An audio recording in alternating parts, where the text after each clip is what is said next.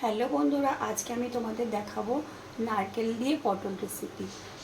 তো তার জন্য আমি এই যে বড় বড় পটল নিয়ে নিয়েছি, ছুলে গোটা গোটা পটল ছুলে ভালো করে মাঝখান থেকে চিড়ে নিয়েছি আর লবণ হলুদ মাখিয়ে রেখেছি।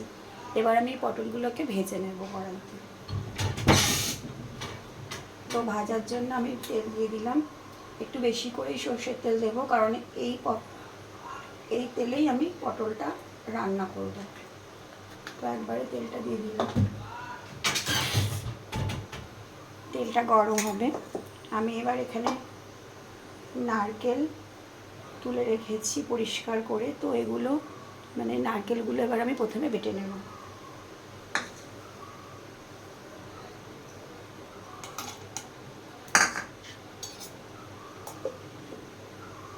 তো নারকেলগুলো আমি এখন বেটে নেব।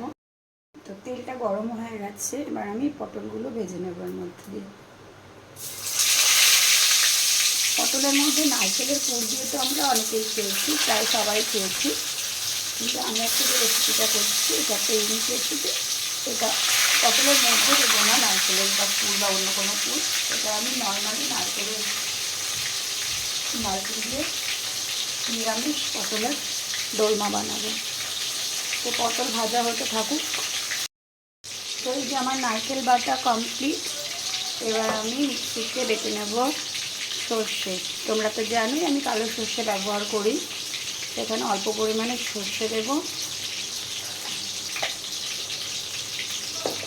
এখানে অল্প পরিমাণে সর্ষে দিয়েছি আর 5-6টা কাঁচা লঙ্কা দিয়ে অল্প পরিমাণে জল দিয়ে সর্ষেটাকে বেটে নেব। তো আমার এদিকে এই যে দেখো মশলা বাটা কমপ্লিট, আর এদিকে পটল ভাজাও হয়ে গেছে। তো পটলগুলোকে সর্ষে কাঁচা লঙ্কা বাটা ভালো করে লবণ হলুদ মিশিয়ে নেব।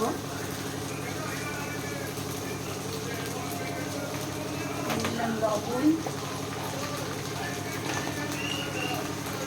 দিলাম 1 চামচের থেকে কম একটু হলুদ। এটাকে ভালো করে মিশিয়ে নিয়ে এর মধ্যে দিয়ে দেবো নারকেলটা। আমি পুরো নারকেলটা এখানে দিলাম না, পুরো নারকেলটা লাগবে না, পুরো বাটাটা আমি দিলাম না। এটাকে ভালো করে নাড়াচাড়া করবো তেল ছাড়া পর্যন্ত। তো দেখো মশলাটা কষাতে কষাতে কি সুন্দর তেল ঝরে গেছে, তেল বেরিয়ে যাচ্ছে মশলা থেকে।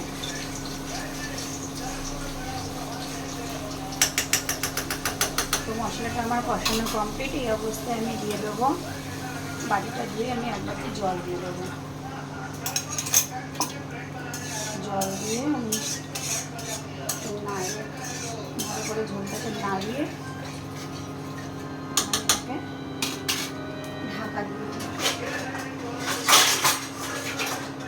ঢাকা দিয়ে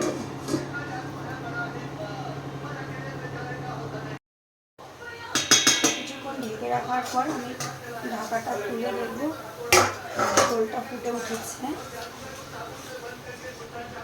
এখন আমি ভেজে রাখা পটলগুলো সব দিয়ে দেবো। পটলগুলো দিয়ে আমি আবার ঢাকা দিয়ে দেবো যাতে পটলগুলো ভালো করে সেদ্ধ হয়েছে।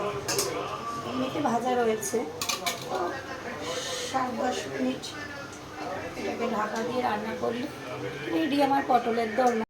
তো বন্ধুরা 10 মিনিট হয়ে গেছে, দেখি আমার পটলের দোরমা কতদূর। বাহ, কি সুন্দর স্মেল এসেছে, আর দেখো দেখতেও কত সুন্দর হয়েছে গ্রেভিটা। তো এবার আমি এর মধ্যে জাস্ট একটু কাঁচা তেল ছড়িয়ে